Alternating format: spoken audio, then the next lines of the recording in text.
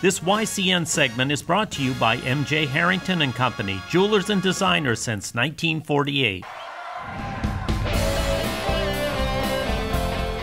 Welcome back, YCN Sports Talk. Jeremy Stout, Rob Taylor, one final segment.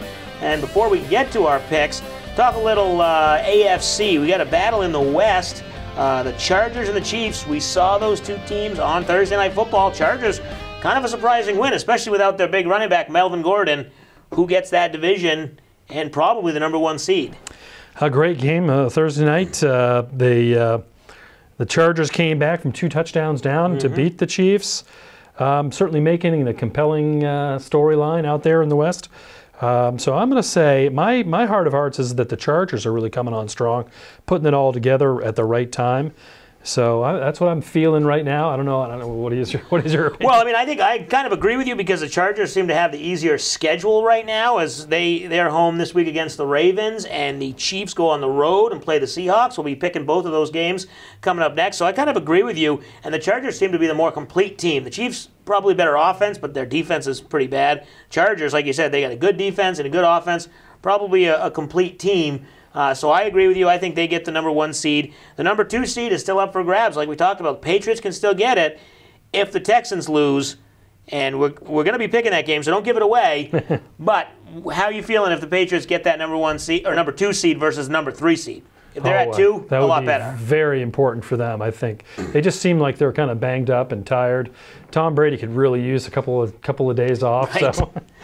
That would help them. And they can use the rest, the whole team, and the playing not on the road. Because when they play on the road, we've seen it, they're 3-5. They're not a 500 team on the road. Not the same team. Yeah. So you'd have a first game against the playoff team, maybe the Ravens, wild card, and then you'd have to go on the road to the #1 or 2 seed, and then on the road one more time. One more time before you get to the Super Bowl. So it's going to be a tough road. So hopefully they can get that #2 seed. We'll see what happens in the next couple weeks.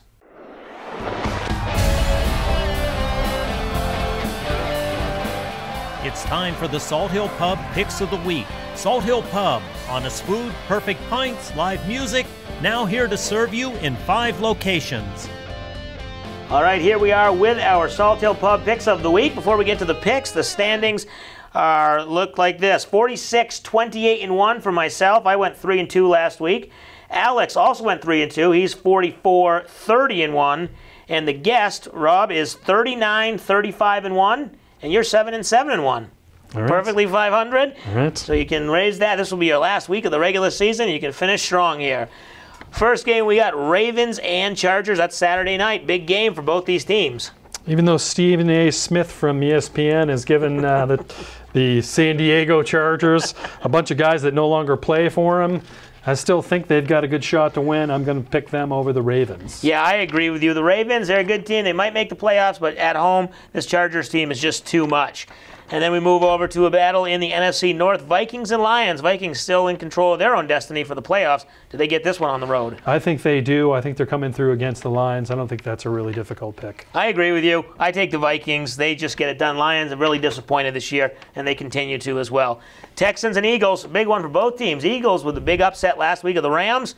Texans, obviously, they needed to stay in that #2 spot. Even though there's a great storyline with the backup QB back in there, the Super Bowl MVP and Foles coming in for the injured Wentz, I still think the Texans are too much.